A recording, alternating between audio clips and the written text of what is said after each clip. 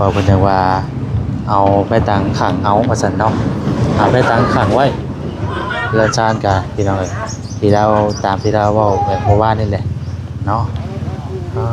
นี่แหละพี่น้องเอ้ยเป็นเรือนเป็นชานเพิ่นประมาณนี้เนาะเดี๋ยวเราจะขึ้นไปก่อนเนาะก็อันนี้ทางขึ้นเรือนเพิ่นพี่น้องเอ้ยเนาะจะเป็นประมาณนี้อันนี้จะเป็นหม่องอยู่โคกกินบ่นี่โอ้ยหลังไฟอยู่นี่เลยบ่พี่น้องเอ้ยเนาะหลังฟืนหลังไฟอยู่นี่เลยอันนี้เนาะตัวหนึ่งข้าวหนึ่งน้ำอยู่นี่เลยเนาะตัวนอนที่นอนนี่ก็เก็บเอาว่นี่น่ะที่นอนนี่ก็เก็บเอามาปูนอนเพิ่นว่าพี่น้องสภาพพี่น้องเนาะมองเพิ่นพักเพิ่นเศร้าเพิ่นอยู่โอ้ว่าอะไรกับเครื่องคองเป็นบางอันนี่ก็เก็บมาเป็นบ่ของเพิ่นทิ่มแล้วก็เก็บมา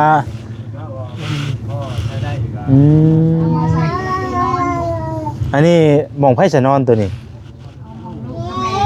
มองลูกกับแม่บัด3บ่อนนั่นเด้ซะนอนตาวกันไปสิเลยนี่เนาะผู้หนึ่งนอน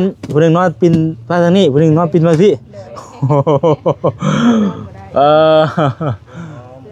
โอ้ยพี่น้องเลยเนาะอักแน่ดีดออันนี้เนาะ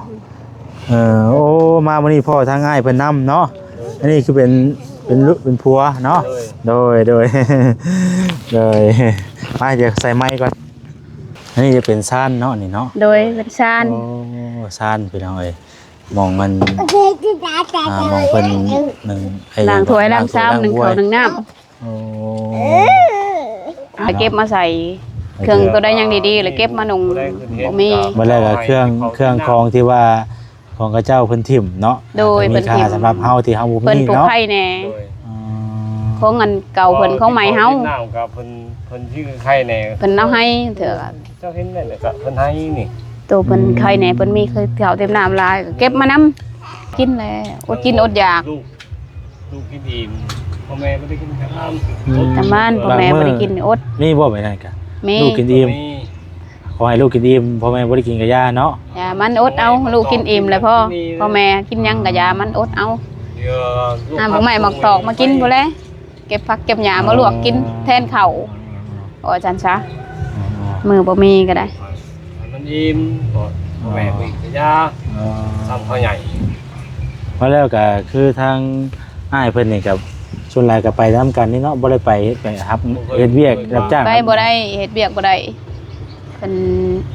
เป็นพญานในโตว่าซั่นจ้ะก็ขออนุญาตนำเจ็บหำใส่ลงหำอ้ายเพิ่นน่ะเฮ็ดเวียกนักบ่ได้เขาเรียกนั่งได้ก็สิบ่อยู่พอกินอยู่อันนี้เพิ่นเฮ็ดบ่ได้คือแบบว่าทางอ้ายเพิ่นนี่เป็นคนบ่แข็งแรงเฮ็ดเวียกนักบ่ได้ก็เลยแบบว่าเป็นเสาหลักครอบครัวอยู่แต่ว่าเฮาเป็นผู้พาเฮ็ดพาหาบัดเฮ็ดเวียกนักบ่ได้บัดนี้เนาะเฮ็ดบ่ได้มีแต่เมียแล้วไปใส่เลื่อนใส่ลงหำไปขออนุญาตนำเด้อพี่น้อง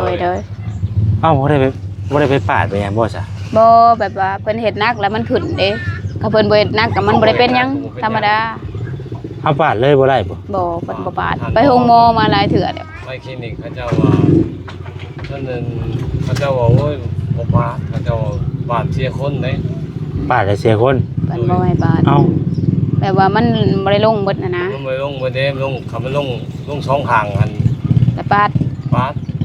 ลงข้างเดียวไปกวดที่ไสเนาะจ้ะอยู่โรงหมอแกงกอก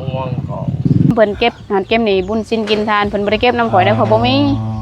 เป็นเขาไปหนามเขาสิเอามาใส่ให้ข่อยบ่มียามเพิ่นเก็บหันเก็บนี่แลพี่น้องเนาะสิเฮ็ดหยังก็ยากเนาะยากเวียกงานก็ได้คาดว่านั่นก็เศร้าก็คือปาดแหละมันสิบ่ลงเลยเฮาเฮ็ดเบื้องหน้ามันก็บ่ลงปาดยิกไปเลยสินะก็ขออนุญาตนำพี่น้องเนาะว่าแซนนี่ก็เป็นอันเดียวกันข่อยนี่ก็เป็นอันเดียวกันเพิ่นมีกรรมพันธุ์เด้แต่ว่ามันบ่แม่นใช้ลงหำคักแต่เขาเจ้ามีเสื้อนะเสื้อเขาเจ้ามีบ่ได้ลูกบ่ได้ผัวบ่ได้เมียก็ยังมี คือของบ่แซนขออนุญาตนำพี่น้องเนาะ กรรมพันธุ์ ว่าป่านี่อันนี้ก็บ่ได้เคยเว้าให้ไฟฮู้เนาะพี่น้องเนาะป่าน่ะก็ยิบไว้แล้วมันก็แล้วเลยแหละมันก็บ่ได้เป็นหยัง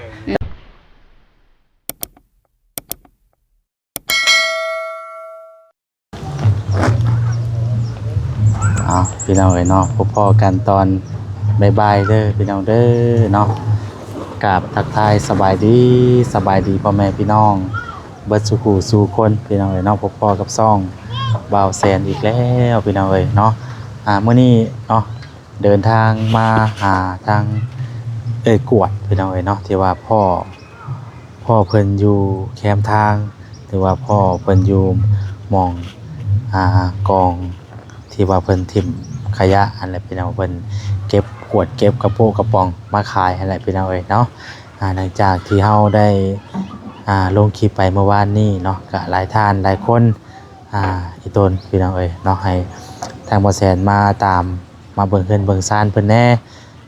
ตอนนี้เฮาก็มาฮอดมาถึงเฮือนถึงซ่านเพิ่นแล้วนี่แหละพี่น้องเอ้ยอยู่เบื้องหลังของบ่แซนนี่แหละเนาะอันนี้คือเฮือนซ่านของเพิ่นที่เพิ่นพักเซาอาศัยอยู่ในปัจจุบันนี้พี่น้องเอ้ยเนาะหลังจากที่ว่าเฮาเบิ่งนี่แต่เนี่ยเบิ่งนี่ก็เบิ่งภูมิเมืองพานี่ก็ป้าโตสุดยอดอีหลีพี่น้องเอ้ยเนาะเดี๋ยวเฮาสิเข้าไปสัมภาษณ์ถามไทยเพิ่นมื้อนี้เพิ่นก็อยู่ครบหน้าครบตาพร้อมครอบครัวพี่น้องเอ้ยเนาะเฮาก็สิถามที่ไปที่มาของเพิ่นก่อนเป็นจังใดเนาะ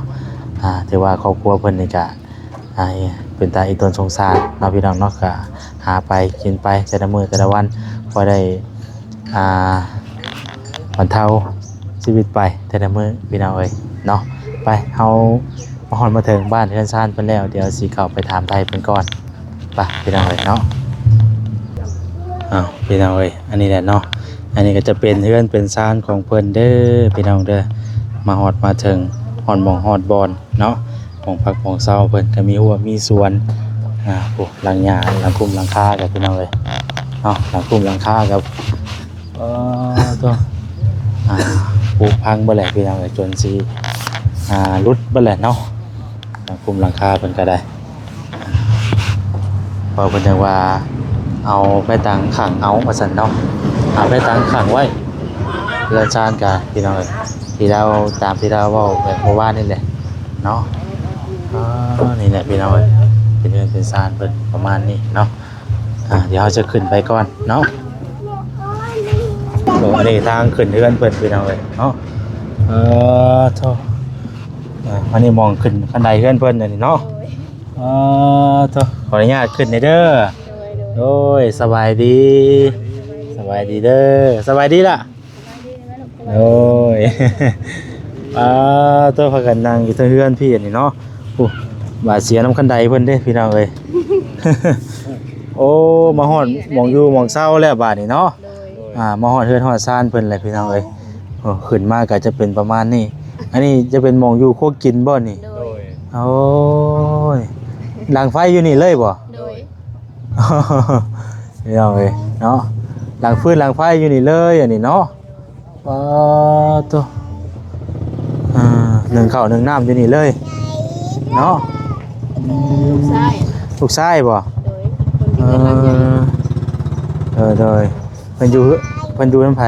อยู่น้ำหน้าสาวโดยขออนุญาตเด้อเบิ่งที่อยู่ที่นอนก่อนเด้อตัวนอนที่นอนนี่ก็เก็บเอาบ่นี่น่ะที่นอนนี่ก็เก็บเอามาปูนอนเพิ่นว่าพี่น้อย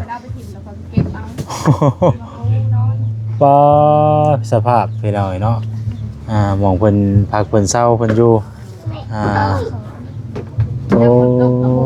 ว่าอะไรก็เครื่องของเป็นบางอันนี่ก็เก็บมาเพิ่นบ่ของเพิ่นถิ่มแล้วก็เก็บมา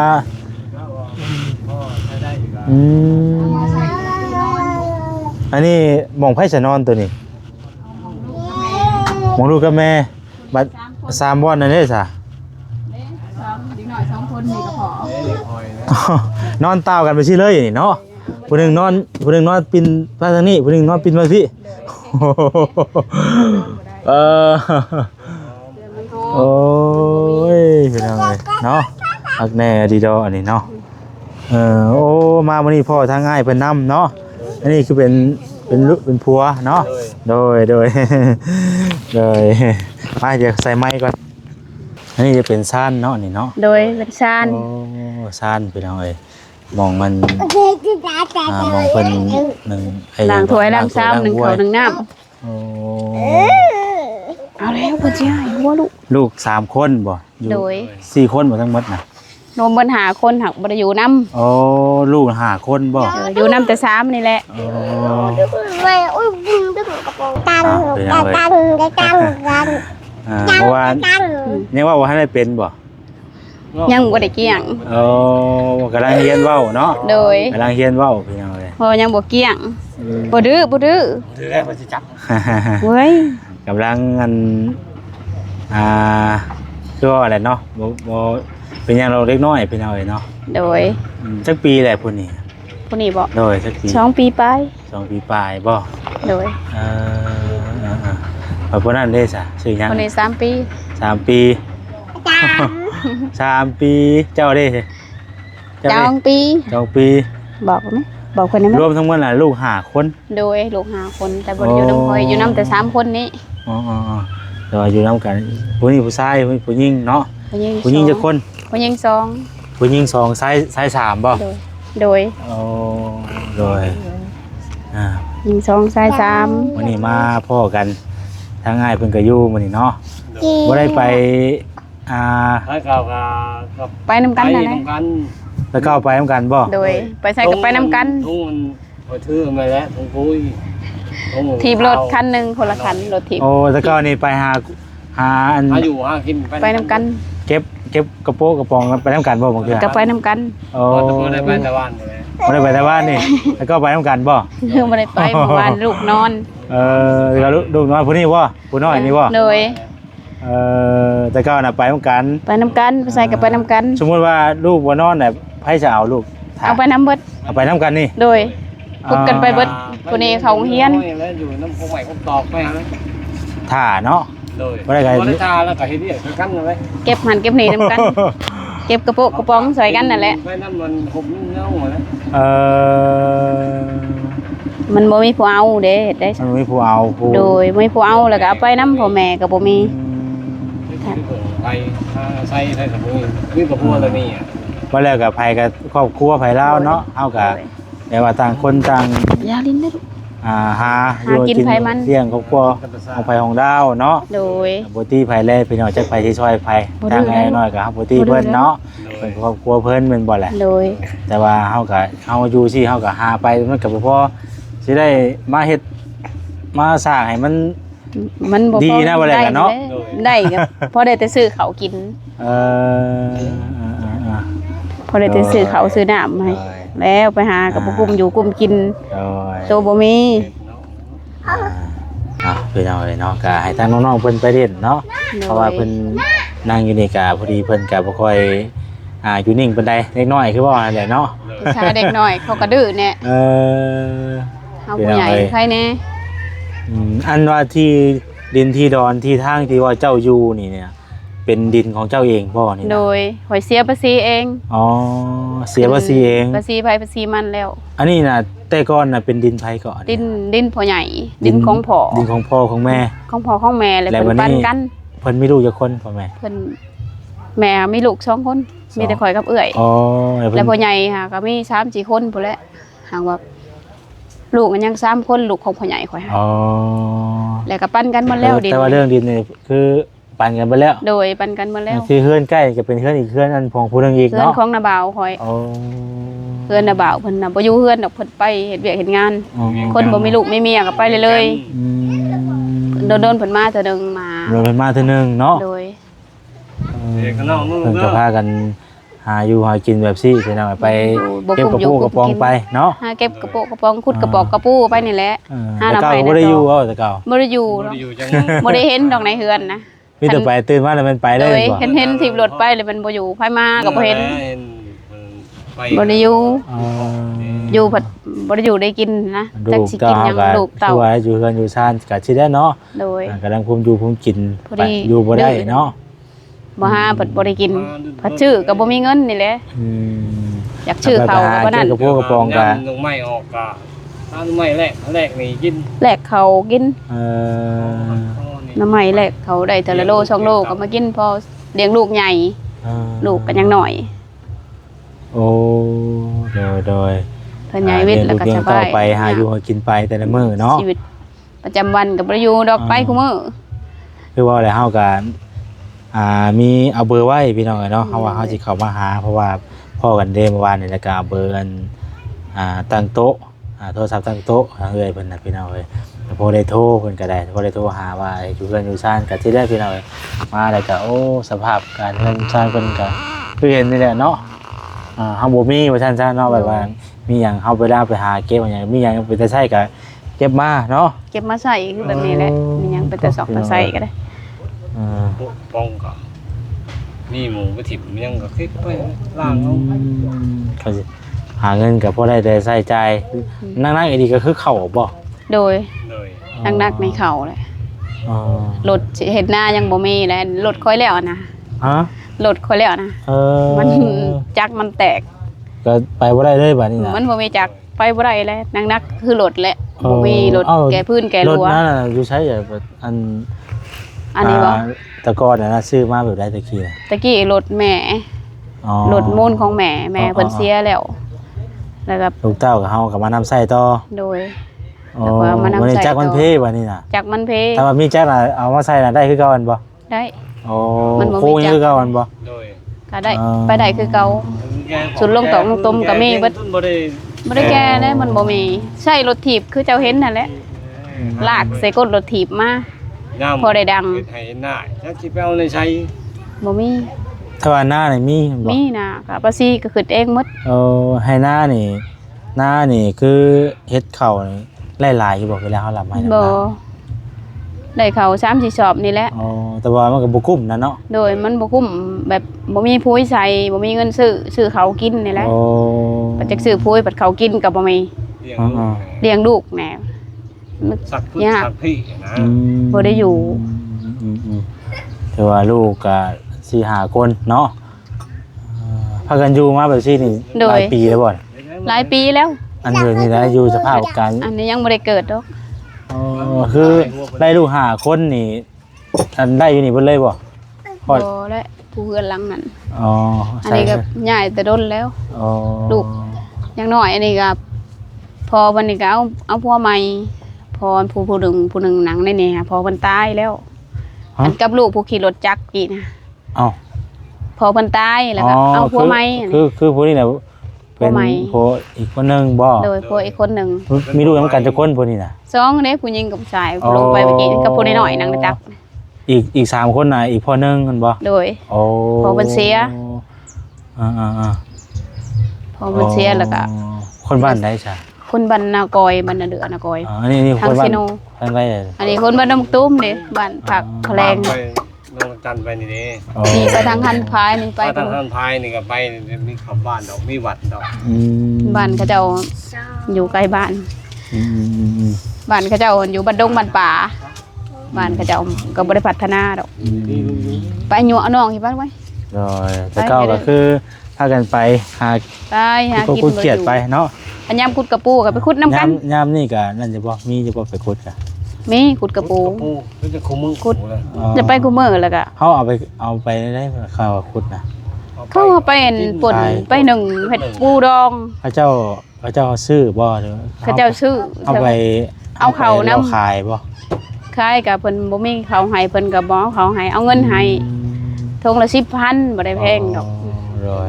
เพิ่นก็เข้าโรงเรียนอยู่บ่ลูกเต้าจังอะ อันทงอันนี้ก็เก็บเอา เพิ่นไปถิ่มก็เก็บเอาเสื้อข่อยหนุ่งในกระตู้นี่ก็เก็บมา เก็บเอา โดย กระทงหนึ่งก็เก็บ เก็บเอาก็เจอก็เต้าทิ่มเก็บ ไปถิ่มก็เก็บมาซักเอา เขาเจ้าไข่แน่เด้ พวกเขาเจ้าคนมีนะข่อยเห็นมาแล้วข่อยเก็บมาซักเอา สักปัดทั่วแผบ อันนี้ครั้งแรกโตนตะกี้แห้งดำเอามาซักเอา ไปจะได้ครับมีเก็บไว้เนาะ เก็บมาใส่ ใส่ทงเสื้อผ้าลูกปุ้ยไป มีแต่ของเขาเจ้าถิ่มแหละอันเดียวเห็นนะของเขาเจ้าถิ่มแล้วเก็บมาใส่เครื่องตัวได้ยังดีๆแล้วเก็บมานุ่งบ่มี เมื่อแรกก็เครื่องของที่ว่าของกระเจ้าเพิ่นถิ่มเนาะ โดย มี เพิ่น ค่า ถิ่ม สำหรับเฮาที่เฮาบ่ เพิ่น มี ปลูก เนาะ ไข่แหน่ ของอันเก่าเพิ่นของใหม่เฮา น้ำกับเพิ่นชื่อใครแน่ เพิ่นเอาให้เถอะ เจ้าเห็นแม่นก็เพิ่นให้นี่ ตัวเพิ่นใครแหน่เพิ่นมีเคยเก่าเต็มน้ำลายก็เก็บมานำ อันผัวเจ้าชื่อหยังเกาะ ซื้อมอน ชื่อหมอนเนาะ โดย โอ้ไอ้หมอนจักปีก็เจ้า 30ปลาย อ๋อ มา 35บ่ โดย ไอ้หมอนเป็นอะไรเนาะไอ้หมอนกวดเนาะ โดย ใส่เมียเพิ่น พ่อเพิ่นมาว่านี่ได้เห็นเพิ่นไปอัน เลย ปกติเฮาก็กายมาพี่อยู่นะซุมื้ออยู่หาบ่ได้ บ่ได้สังเกต คือว่าแหละเนาะ มั บ่จักกันบ่แหละเฮามันก็เข้ามาในเติบอยู่พี่น้อง แล้ แล้ว ว ก็แมนอยู่ เฮาแบบกายพูดไปแต่ละมื้อที่นะ ไปก็มาก็แมนอยู่บ่จัดเนาะใกล้ก็แนม กายก็แต่กายชื่อได้เนาะ ได้แต่กาย ดิ แล้ว นฮ บ่ อด ได้ ใช้ เข้า อย่าดินเจ้าฮอดสวนตัวใด นี่แหละนี่บนหัวเขาเจ้า ตัวหัวนี่เลยบ่ โดยนี่หัวนี่ ยาว หนทาง อ๋อบ่แม่นบ่ตัวน่ะ บ่แม่นดินเขาเจ้า ส่วนเพิ่นตัวนั้นเนาะ สวนเพิ่นดินเพิ่นแต่บนนี่แหละบนหัวไปพุ่นกับหอนแล้วหอแต่เหล้าบ่เหล้าเขาเพิ่นน่ะลงหนทางบ่ทันได้และดินก็ไอ้ทางรถเขาก็แทบจะบ่มี โอ้โตพี่น้องเนาะ นั่งลง นี่ก็คือมาเห็นสภาพเพื่อนสร้างตัวจริงเพิ่นแล้วพี่น้องเอ้ยเนาะ ชาติเจ้าหนังนี่ก็เพิ่นเอาให้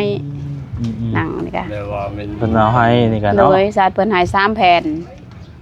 เป็นจังได๋ซะพี่น้อง บ่มี เฮาบ่มีก็มี อยู่ไปนี่แหละ อันใดพอใช้เฮาก็ใช้ไปเนาะ โดยนักๆเลยก็คือเขานี่แหละ มื้อนี้มีแล้วบ่เข้ามื้อนี้ มีเด้ ใช่ เขาอันนี้ฮะคอยไปแกดินให้เขาเจ้า อ๋อ แกดินเขาเจ้า14โหลด สอบหนึงน่ะไล่ประมาณจักเดือนฮอดเดือนหรือบ่สอบหนึง ก็บ่จักฮอดปาน ส่วนหลาย ใด เจ้าซื้อแบบใด ซื้อเป็นโล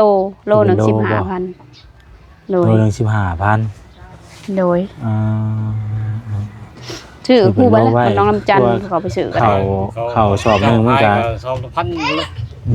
ชอบมัน7-8แสนเขาจะขาย 700,000ทางลัก โดย คือเขานี่คือบางหม่องขาย700,000นี่ดีเลย 7แสนเสียงลูกเสียง นี่อีกตามเขางามเขายังอีกเนาะ โดยงามขี้ไหลกับปกติเดี๋ยวก็แต่มีเขากิน พอที่เขากินเนาะ โดย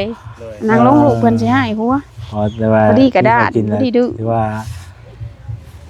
กินไปเนาะ เลย เสื้อผ้านี่ก็มีแต่เพิ่นเอาให้ไปเลยแน่นี่เมื่อวานนี่เก็บมา เก็บนี่เก็บอะไรมาใส่ เอาเอื้อยเก็บมาให้ ครับแม่ครับ เอื้อยเก็บมาแล้วก็ซักให้เพื่อนแล้วก็นุ่ง เอ้ยพี่น้องเอ้ย อันกระโปรงสีแดงๆนี่แม่นแล้วเพชรเปื้อนนะใช่เลยเบอร์โทรเจ้าให้เพิ่นเบิ่งแหน่ อืม อันบ่ได้อยู่น้ำข่อยดอกครอบครัวเพิ่นพออยู่พอกิน อันนี้ลูกชายผู้ใหญ่เว้ยเนาะ โดย ไปดีเด้อเด้อ สบายดี โดกันแล้วเรื่องเรียนนะบ่ เคยเห็นบ่บัดนี้ อ๋อ แม่นะเคยเห็นแต่บัดนี้ เคยเห็นบ่ เคยเห็นกลินเพชรลินโทรศัพท์คือหน้าตาเหมือนคนนั้นบ่เพิ่นเอาลงไปเล่น อ้าวพี่น้องเฮาก็ได้มาเบิ่งตัวจริงเพื่อนซ่านเพิ่นน่ะเนาะก็ประมาณนี้แหละเพิ่นเอาเลยทาง FC เพิ่นก็ว่าโอ้ยว่าแซ่นั่นตามมาเบิ่งอยู่ว่าแต่เพื่อนซ่านเพิ่นเป็นแนวใดมื้อนี้เฮาก็มาฮอดมาถึงพี่น้องเนาะก็ประมาณนี้แหละเนาะถ้าว่าท่านใดก็เบิ่งพิจารณานำกันพี่น้องเนาะก็ว่าเป็นจังไดถ้าเฮาเบิ่งนี่ก็แต่ว่าสุดเติบดูแลมองอยู่มองเศร้าก็ได้ น้ำในพื้นไฟใส่แบบได้ซะใส่อยู่ไส ใช่ได้ ให้ใดบ่ โดยได้น้ำสัง นี่นะครับ อังน้ำกินนี่ก็ไปตักเอาบ่เลยเอาน้ำคำ น้ำกินน้ำไปตั้งน้ำสร้างบ่ โดย โอ้ ผู้มองเจ้ามาทางหัวแคนบ่เลยไปตักเอา มันไปเป็นเจ้าผมเมียคอยคนละ โอ้ ทางนั้นแห มั ละ นไฟนี่ใช่อยู่ใช่ไฟ คอยเด้เพื่อนลังนะของแม่ ต่อ ใส่ เพิ่ ตะ น กี้ บ่ โดย อ๋อ แม่ของแม่เพิ่นเข้าให้ตะกี้เพิ่นยังบ่ทันเสีย แต่ว่ายังบ่ทันเกาะยังบ่ได้เกาะมาสายไฟ ยังบ่ได้เกาะออก เรือ มา ลังนั้น ยังอยู่เฮือนหลัง แต่ว่าดินเจ้าเนี่ยมันก็มีแต่ยาวไป โดย นี่บ่สะเบือนนี่บ่ โดย ยาที่ฮอดรถไทยนี่ลูก ฮอดเหล้าเด้มองเหล้าแม่นแหละ รถจอดนี่แม่นรถว่าม องตะนารถจอดนะลงไปขุดหนทางพุ่นเท่านี้แหละ เออ กะถิ่นกะปันกันเรียบร้อยเสียภาษีเรียบร้อยไปแล้ว เป็นดินของเองเบิด โดยเอาก็ประมาณนี้แหละซะทางบ่แซงก็มามื้อนี้เนาะมามื้อนี้ก็มาถามมาไทยเบิ่งพี่น้องเนาะเบิ่งมองอยู่มองเศร้าเนาะให้ทางผู้ใดผู้ใหญ่เพิ่นเห็นนํก่อนว่าเป็นจังไดพี่น้องเอ้ยเนาะมาเยี่ยมมายามเบิ่งสภาพเพิ่นซ่านเพิ่นเป็นจังไดเพราะว่านี่พ่อเพิ่นอยู่ริมทาง เนาะก็อยู่หากินไปเพิ่นก็ได้สู้ๆแลเนาะ โดย พากันคนแรกก็พากันเฮ็ดกันหาไปแต่ละมื้อแต่ละวันรับจ้างระบายไปเนาะ โดย มีหยังก็เฮ็ดไปพอแล้วก็ พอได้อยู่ได้กินนี่แหละพอได้เลี้ยงลูกลูก3ลูกใหญ่ ถ้าบ่เฮ็ดบ่แฮงบ่มีเนาะ โดย ถ้าบ่เฮ็ดบ่แฮงบ่มีแฮงบ่มีเป็นจังได๋ เอา เนาะ ไปบ่หาก็บ่ได้กินแล้วอดกินอดอยาก ลูกกินอิ่มพ่อแม่ไม่ได้กินข้าว แต่บ้านพ่อแม่บ่ได้กินอด มีบ่ไปนั่นก็ แม่ ลูกกินอิ่มขอให้ลูกกินอิ่มพ่อแม่บ่ได้กินก็ย่าเนาะ อย่ามันอดเอาลูกกินอิ่มแล้วพ่อแม่กินหยังก็อย่ามันอดเอาบ่ใหม่มักตอกมากินพุ่นแหละเก็บผักเก็บหญ้ามาลวกกินแทนข้าวอาจารย์ซะมือบ่มีก็ได้ มันอิ่มพ่อแม่ไปกินยาทำข้าวใหญ่ มาแล้วก็คือทางอ้ายเพิ่นนี่กับส่วนหลายก็ไปนํกันนี่เนาะบ่ได้ไปเฮ็ดไปครับเฮ็ดเวียกรับจ้าง ไปบ่ได้เฮ็ดเวียกบ่ได้เป็นพยานในโตอาจารย์ซะก็ เรียกนักไป ขออนุญาตนำเจ็บหำใส่ลงหำ โอ้ อ้ายเพิ่นน่ะ เฮ็ดเวียกนักบ่ได้ เฮ็ดหนักบ่ได้โดย เขาเรียกนั่งได้ก็สิพออยู่พอกินอยู่ อันนี้เพิ่นเฮ็ดบ่ได้ โอ้คือแบบว่าทางอ้ายเพิ่นนี่เป็นคนบ่แข็งแรง โดย เฮ็ดเวียกนักบ่ได้ โดย ก็เลยแบบว่าเป็นเสาหลักครอบครัวอยู่แต่ว่าเฮาเป็นผู้พาเฮ็ดพาหาบัดเฮ็ดเวียกนักบ่ได้บัดนี้เนาะ เฮ็ดบ่ได้ โดย มีแต่เมียแล้วไป ใส่เลื่อนใส่ต้องทำไป โดย ขออนุญาตนำเด้อพี่น้อง โดย เอ้าบ่ได้ไปปาดไปหยังบ่ซะ บ่แบบว่าเพิ่นเฮ็ดหนักแล้วมันขึ้นเด้ถ้าเพิ่นบ่เฮ็ดหนักก็มันบ่ได้เป็นหยังธรรมดา เฮาปาดเลยบ่ได้บ่ บ่เพิ่นบ่ปาดไปโรงหมอมาหลายเทื่อแล้ว ไปคลินิกเขาเจ้าว่าท่านนึงเขาเจ้าว่าโอ้ยบ่ปาดเขาเจ้าบาดเสียคนเด้ ปาดแล้วเสียคน เพิ่นบ่ให้ปาด เอ้า แบบว่ามันบ่ได้ลงเบิดนะ มันไปลงบ่ได้ลงเขามันลง2ข้างหัน แต่ปาด ปาดลงข้างเดียว ไปกวดอยู่ไสเนาะจ้ะ อยู่โรงหมอแกงกอก มองกอก เออแบบเวลาเฮาย้อนหนักอย่างนั้นมันขึ้นสิได้บ่มันลงสิบ่ มันหูเจ็บหูจักเจ็บ แต่บ่ได้ลงแฮงปานนั้น เพราะว่าเฮ็ดนักนี่ล้อเลยเจ็บ เจ็บ อ๋อ นี่เรียกนักธรรมดานี่ได้อยู่ อันนี้ก็แบบย่อกระสอบเข้าอย่างนี้บ่ได้เห็นบ่ย่อเข้าน่ะ เฮ็ดก็หูจักรถเจ็บ ไอ้ครูจักโลก อ๋อมันปั่นกันเลิ่นบ่ โดยมันแดงขึ้น บริ หน้าย า ขาง นำมันถึงสำคัญเลย มันเบ่งข้างหนึ เล่ ง นทางเดียว ไปโรงหมอมาก็เบิดเงินของเท่าใดแสนเท่าใดล้านเลยก็อยู่ไปไปซี่แหละ ก็เงินน้ำพออยู่บ้านแล้วก็น้ำเงินน้ำน้องเป็นหนีพี่ซีนี่คือ เพิ่มหมดโรงหมอครับ ว่าสิไปเป็นปัวเนาะ โดย โอ้ จักเชียวมาแต่ใช้ลำพังตัวเองก็บ่รอดเลยบ่ได้มีหยังจักอย่างเลยอยู่แต่โตสองคนพ่อแม่แต่โตละล่าเป็ดไก่หมูหมาบ่ได้มีน้ำหมูบ่ได้มีหยังเลย เป็นคนละล่าเนี่ยเพิ่นนั้นเพิ่นขออนุญาตนำว่าเพิ่นเจ็บเป็นตายมากก็บ่มีหยังเลย จะตายแค่เจ้าเพียงขาถึงไปกินบ่จัก เออ ขอต โอ้ย ตัว ก็บ่ ควา ว่าม จริ แล้ ง วเรื่อง แหละ นั้นเนาะมันบ่ได้แล้วกันนะบ่ บ่มีอะไรหยังก็บ่มีนะ ขนาดหัวหน่วย คือเห็นนี่แหละโทรทัศน์พัดลมก็บ่มี คนหน้าน้อยบ้านบ่ คนน้อยบ้านหลักบ้าน อ๋อเพิ่นก็บ่เป็นหยังแล้วว่าเฮามาถ่ายอ่ะ บ่เพิ่นสิเว้าเพียงเพิ่นแฮงดีใจ บ่ เพิ่นให้อยากมาช่วยเหลือ บอกเพิ่นบอกเพิ่นน่ะเพิ่นฮู้อยู่บ่ เพิ่นฮู้แต่เมื่อวานเนี่ยเขาบอกให้ฟัง อ๋อ เพิ่นฮู้จักหมดเพิ่นให้อยากให้มาช่วยเหลือ บ่ เพิ่นว่าสิดีแล้ เคยว เบิ่งอยู่เนาะ เพิ่นมาช่วยเหลือดีแล้วอะโตก็บ่มีมันยามเพิ่นเก็บหันเก็บนี่บุญสินกินทานเพิ่นบ่ได้เก็บน้ำข่อยได้ข่อยบ่มีเพิ่นเข้าไปหนำเขาสิเอามาใส่ให้ อ๋อ ข่อยบ่มียามเพิ่นเก็บหันเก็บนี่ก็ดำจิบดำเจ้าเนี่ยข่อยหาให้ได้อยู่ ห่างกะหึงแน่แล้วต้อง กับบ่มี ติดบ่แล้วบ่สิได้ เพิ่นก็บ่ได้เก็บโตบ่มีเว้า โอ้ย เก็บเงิน พระเจ้าก็ยกเว้น ค่าจ้างหันจ้างนี่ เพิ่นมาเก็บนำ บ่ บ่ ได้ ได้ เพิ่นก็เฮ็ดเวียกนะบ่ได้เพิ่นก็ โดย คือว่าแลพี่น้อง บ่ เนาะ มี สิเฮ็ดหยังก็ยากเนาะ ยาก เวียกงานก็ได้ โดย คาดว่านั่นก็เศร้าก็คือปาดแหละมันสิบ่ลงเลยพอเฮ็ดเวียกหน้ามันก็บ่ลง อืม ปาดยิบไปเลยสินะก็ขออนุญาตนำพี่น้องเนาะว่าแซนนี่ก็เป็นอันเดียวกันข่อยนี่ก็เป็นอันเดียวกัน เพิ่นมีกรรมพันธุ์เด้ ฮะ แต่ว่ามันบ่แม่นใช้ลงห้ำคักแต่เขาเจ้ามีเสื้อนะ เออ เสื้อเขาเจ้ามีบ่ได้ลูกบ่ได้ผัวบ่ได้เมียก็ยังมี ปาดคือของว่าแซนขออนุญาตนำพี่น้องเนาะ กรรมพันธุ์ ปาดนี่อันนี้ก็บ่ได้เคยเว้าให้ไฟฮู้เนาะพี่น้องเนาะปาดแล้วก็ยิบไว้ อืม มันก็แล้วเลยแหละมันก็บ่ได้เป็นหยังแต่ก่อนเฮาเฮาเวลาเฮาย่อนักย่อหยังแหละมันสิเบ่งขึ้นโลดสินะ เบ่ง มันก็ยังบ่ได้ลง มันยัง มัน บ่ ก็ ลง มันก็กำลังเบ่งแหละแต่มันนี่เฮาไปกวดเบิ่งแหละมันกำลังเริ่มนะว่าแล้วกันว่าง่ายๆบ่คือเฮาเป้าหมกปุ้งนี่นะ เออ เฮาเป้าหมกปุ้งน่ะมันยังบ่แตกบัดนี้ โดย ขากลางมันยังบ่แตกแหละมันลงได้แต่ซ้ำนั้นซื่อ เลย วันนี้ค่อยว่าจะไปกวดแหละแล้ว มาครบได้ลูก ว่าจะก็ได้ปาดเอาตัดสินใจปาดเลยปาดแล้วก็เลิกก็เช่าบัดนี้นะ ปาดก็บ่มีเงินนี่แหละ อ่า เพิ่นก็เอาแพงปาดเอามาใช้3-4ล้านพุบ่มีเงิน เนาะค่ะแต่พออยู่ไปก็อยู่ไปเนาะ บ่อยู่ก็อยู่ไป ไป อ่า เอาเพิ่นปาด เรียกนักทำ เฮ็ดบ่ได้ ทอดดอกทอดดินได้อยู่ เอามาแบกให้ไปเฮ็ดประจำมาบ่ได้ จำนี่เราบ่ได้ แม่นบ่ตีได้เป็นเอาอันนี้เข้าใจอยู่ ก็เฮ็ด ถ้าสมมุติว่าร่างกายเฮามันบ่สมบูรณ์นี่เฮาสิไปฝืนตัวเองเฮ็ดก็มันก็แฮงลำบากไปอีกเนาะ โดย เฮ็ดพอซ้ำเฮ็ดได้ถ้าสิเฮ็ดไปเกินไปก็มันก็สิดำเนินบ่ได้ เฮานี่แหละเนาะ โดย เฮ็ดซ้ำเฮาเฮ็ดได้ อืม ประมาณอยู่น้ำเนี่ยบัดนี้เนี่ยกับพ่อจะทำนี่ใช่เบิ่งกัน ใครก็บ่มี คือว่าก็เบิ่งกันนี่แหละเนาะ เลยกฎหมายแหละ เบิ่งกันไปแล้วเนาะ เจ็บไข้พยาธิโรคบ้า พอดีกี่ดึกกับผู้ เอาซะเพิ่นเอาไว้เนาะมีแต่ว่าอย่างซั่นแหละทางเฮากลับมาเยี่ยมมายามเบิ่งมื้อนี้ก็บ่ได้อิหยังมาน างลง ตอน นาง เพิ่ ล น ง พี่น้องเอ้ยเนาะซื้อขนมมาอยู่เดี๋ยวเบิ่ง คนกับคน ให้ กี่ เบิ่ง ดึก ค่อยเอาน้ำมาให้ก่อนเอาพี่น้องเอ้ยเนาะเอาอันนี้ของต้อนเด้อไปเด้อโดย โดย ขนมกับนม ใจ ซื้อมาต้อน เด้อ แล้วก็เอาแล้วก็สิเอาเงินให้นำพอได้ ขอบใจเด้อ FC เพิ่น โอ้ ที่มาสวยเรือเด้ทุกยากปากมอง โอ้ย บ่มีหยัง อ่า เด้อ โดย พี่น้องเอ้ยเนาะก็ทางเฮาก็มาเยี่ยมมายามเบิ่งมื้อนี้เนาะมาเบิ่งสภาพตัวจริงในเฮือนในซ่านเพิ่นนี่แหละว่าเป็นจังใดพี่น้องเอ้ยก็มาเห็นแล้วก็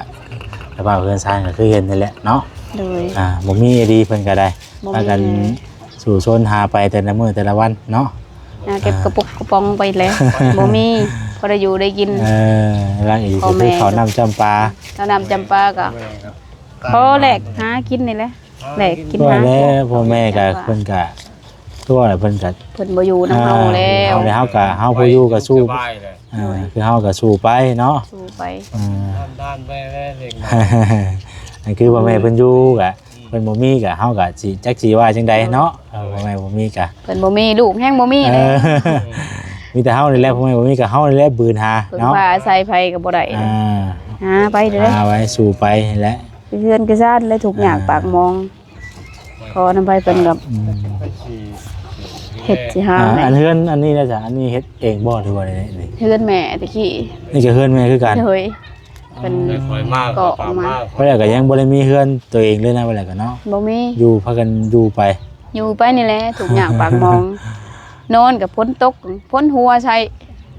หลังคาเรือนโดยหาแพยางมาขังไว้พ้นตกพ้นหัว เวลาฝนตกลมมือแห้งนี่สาดกลับมาได้เนาะ โดยเปียกเพิ่นพาเฮือนกับมีค่ะเด้พยายาม พยายาม โดยพยายามเขา พยายามขังเอาเนาะ ขังเอาบ่มี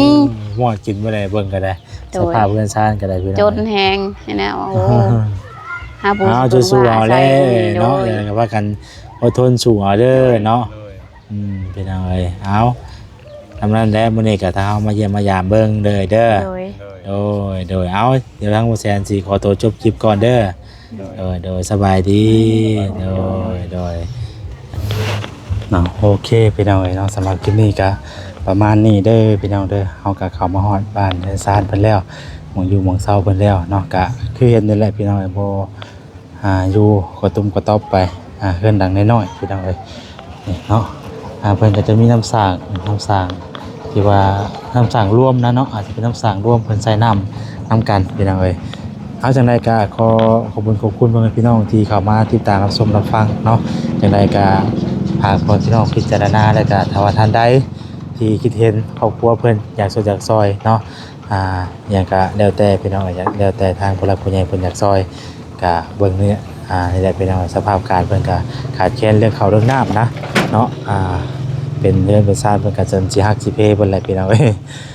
จังไดก็เบิ่งไปนํกันได้พี่น้องเด้อถ้าว่าท่านใดอยากช่วยอยากซอยก็ยินดี